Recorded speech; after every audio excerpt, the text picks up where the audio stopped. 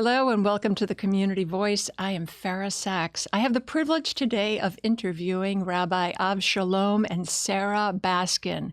They are partners in life and on this next mission. They are both the founder and co-founder of Pinecrest Torah Academy, a new Jewish day school coming to the Pinecrest community this fall. Thank you so much for coming. Thank you. It's our pleasure. Let's walk this back. You one day woke up and said, I want to open a school in Pinecrest. I've already opened a school in Hollywood with great success. Let's talk about that. And thank you so much for coming. Sure. Okay, so first, thank you. Thank you, Farah, for having us. I'll say, have our roots here in Kendall. My grandparents used to live here many years ago. So first and foremost, we have special connection to this community. So that's the first thing. The truth to be told is that we feel that anybody that in this world has a mission, has a calling. There is a need for every person in this world. And we saw a great need among immigrants and other Jewish kids that come from different countries, that they need to feel connected to the community. I will never forget the story that made me start all this, and which we have today, 400 kids. That story led for 400 kids up north in Broward and Hollywood. The story went like this. I was learning with a kid, a nice, cute boy with beautiful eyes, and I was just learning with him after school. And he told me, Rabbi, I want to tell you a story that happened to me today. I was in class, the class ends, and recess is coming. And I'm about to leave the class, and I feel like something weird in the back of my head, like a little hit. I turn around and I see a boy looks at me with like a little bit anger and says to me, hello. He says, what just happened? He says, I hurt you. Why did you do so? So the boy said, well, I understand you're Jewish and you that's what we do.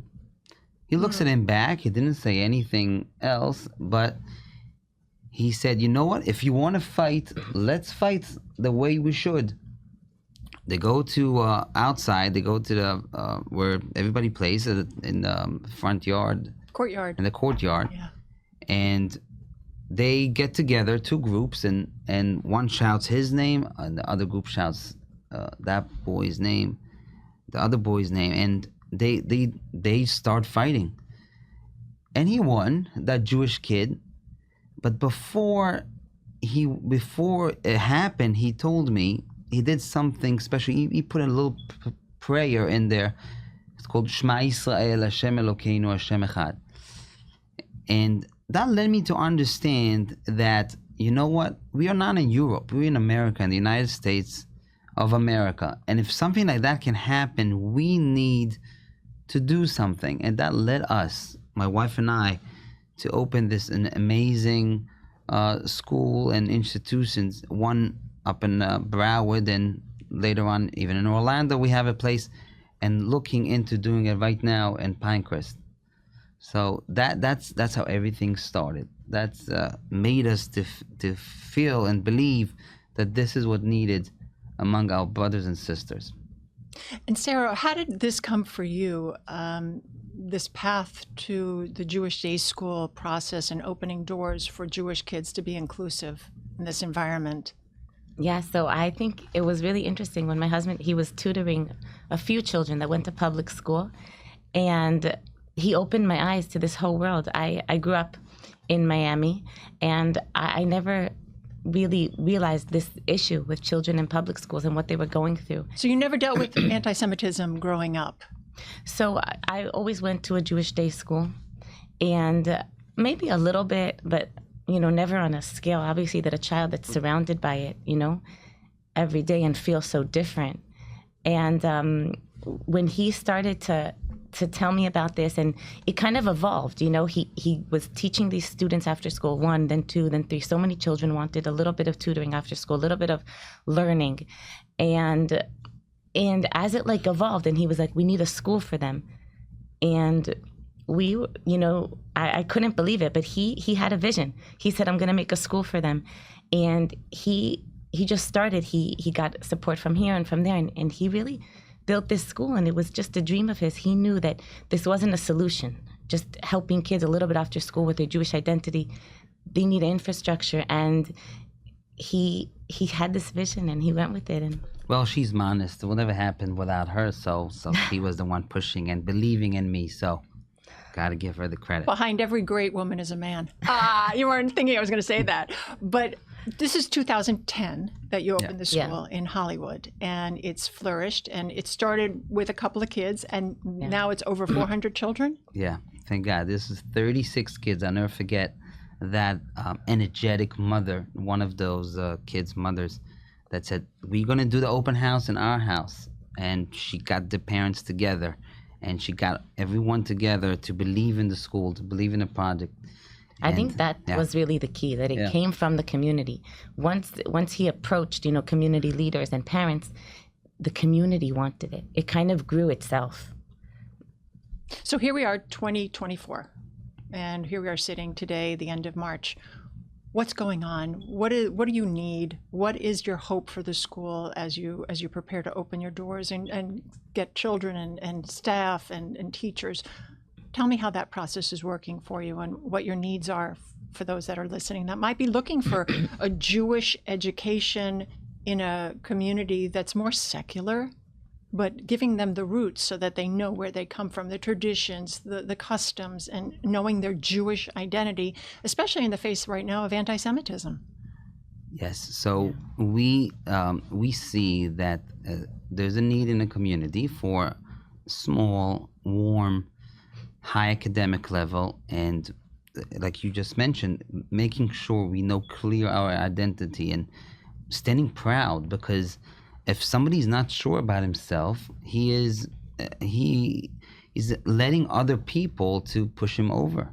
So if you're proud and you know where you're coming from, you know where you're going to, or what's your mission, what's your goals in life, you building in the kid the right tools and the right ability to grow and to become a successful person.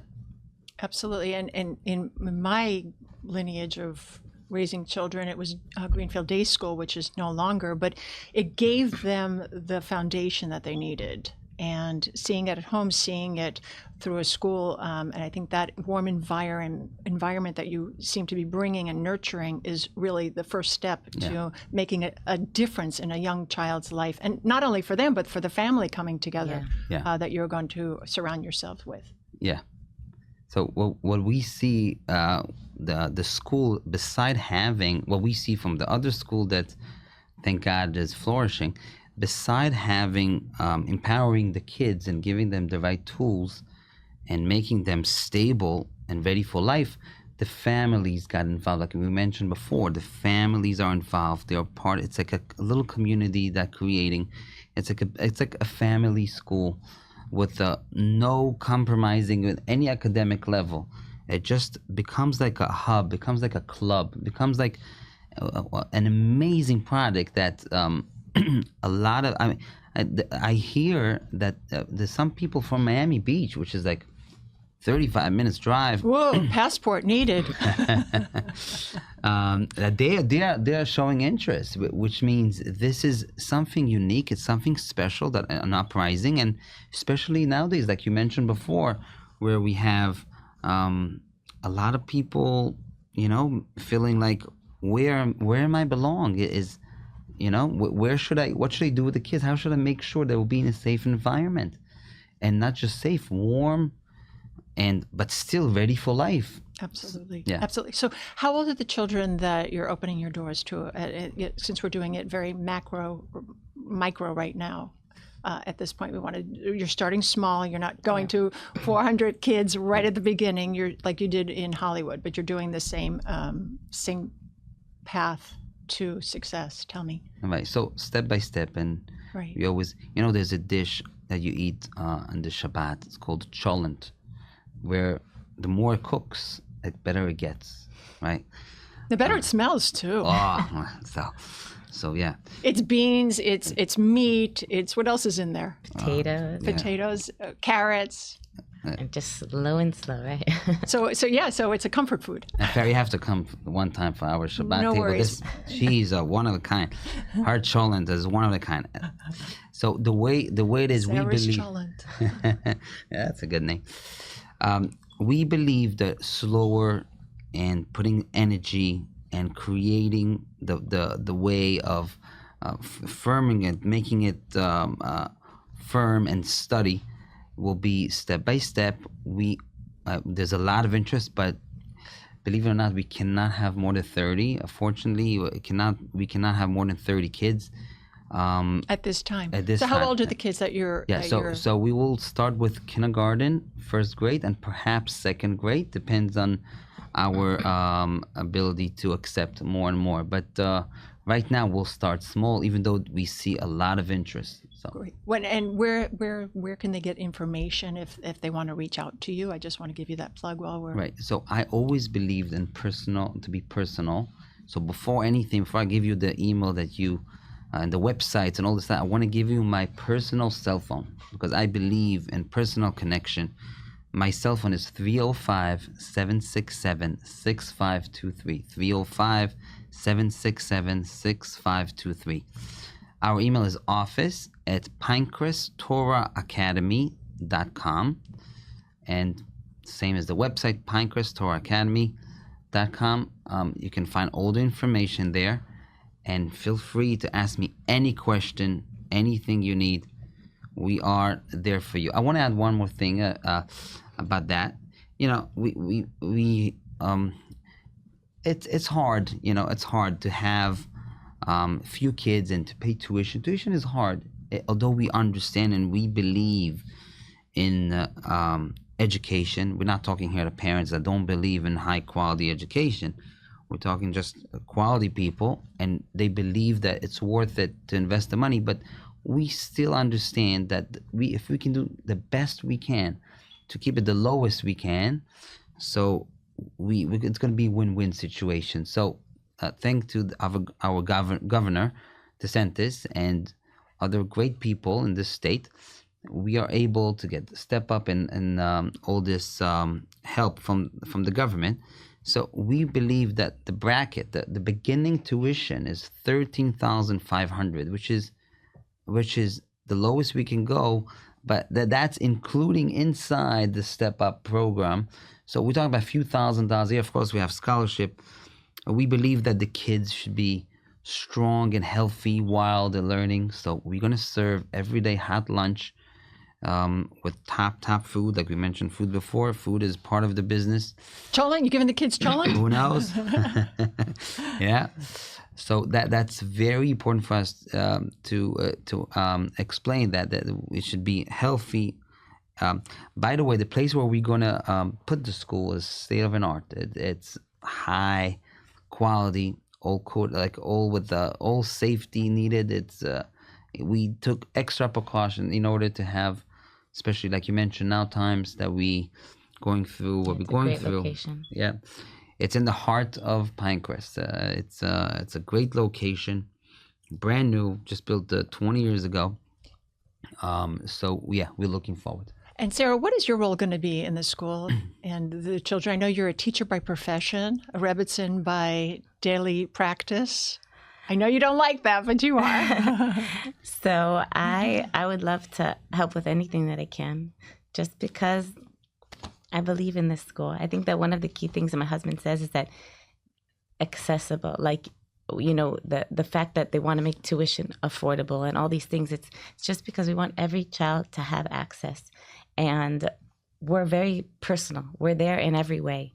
We're just available. We're doing events for the school, and we're always we're gonna be around. Definitely gonna be faces at the school, and because we want that. We want that, like, it's a community school, and it's not just some operation. It's us. It's definitely our heart and soul. It's definitely our passion, and because we just do want to reach every single child. We think that every child deserves a Jewish education. They deserve what it means to know what it means to be a Jew. Just the basics. And on a personal level, we want to make sure that every child feels that. Absolutely. And anti-Semitism is all around at this. We're feeling it locally. We're feeling it abroad. We're feeling it even further. Was that some of the impetus for you to start the school due to October 7th, or was this always in your mind to do that, to be Jewish and proud? Where'd that come from, that inspiration of second school or third school, because Orlando? I will say both. We see a great need of people trying to connect more, to find themselves and to feel proud. It's not just anti-Semitism. We believe that every Jewish kid should get good quality Jewish education with a high academic level, and it's not a contradiction. You can be my father, should rest in peace. He was a successful lawyer. He had an office in Manhattan, an office in Jerusalem. My grandfather that I mentioned before, which is, I should start with that, he was a professor. He had 3 PhDs.